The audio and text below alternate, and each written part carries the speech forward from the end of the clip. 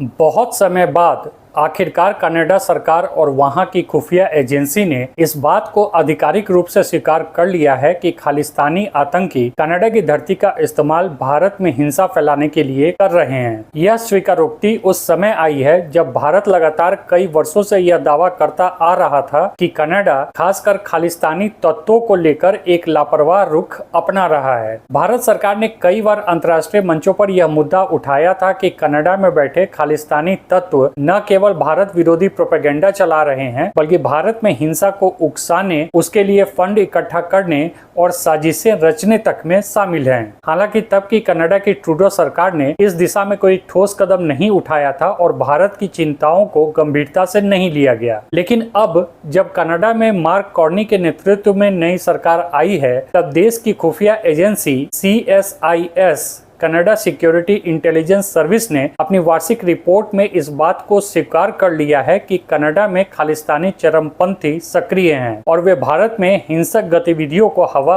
दे रहे हैं। CSIS की 2024 की वार्षिक रिपोर्ट में पहली बार कनाडा की सरकार या संस्था ने इस बात को आधिकारिक रूप से माना है कि खालिस्तानी चरमपंथी कनाडा में मौजूद हैं और वे भारत में हिंसा को बढ़ावा देने में शामिल हैं। रिपोर्ट में लिखा गया है कि यह चरमपंथी तत्व भारत में हिंसक गतिविधियों को न सिर्फ समर्थन देते हैं बल्कि हिंसा के लिए फंडिंग भी करते हैं और साजिशें तक रचते हैं। भारत के लिए यह एक बहुत बड़ी कूटनीतिक जीत मानी जा रही है। भारत लगातार अंतर्राष्ट्रीय मंचों पर यह कहता रहा था कि कनाडा में खालिस्तानी समर्थक खुलकर काम कर रहे हैं और उन्हें वहां की सरकार नजरअंदाज कर रही है। हाल ही में प्रधानमंत्री नरेंद्र मोदी ने कनाडा का दौरा किया और वहां G7 सम्मेलन में हिस्सा लिया। यह दौरा दोनों देशों के लिए महत्वपूर्ण साबित हुआ है। नई सरकार के साथ प्रधानमंत्री मोदी की बैठक ने राजनयिक रिश्तों को फिर से पटरी पर लाने का संकेत दिया है। कनाडा के नए प्रधानमंत्री मार्क कार्नी ने भारत के साथ बेहतर संबंधों को प्राथमिकता दी है। उनकी सरकार की ओर से यह स्पष्ट किया गया है कि वह भारत के साथ व्यापार, सुरक्षा और राजनयिक मोर्चों पर फिर से मजबूत भागीदारी चाहते हैं। इस पृष्ठभूमि में CSIS की रिपोर्ट को केवल एक खुफिया दस्तावेज नहीं बल्कि द्विपक्षीय संबंधों को सुधारने की दिशा में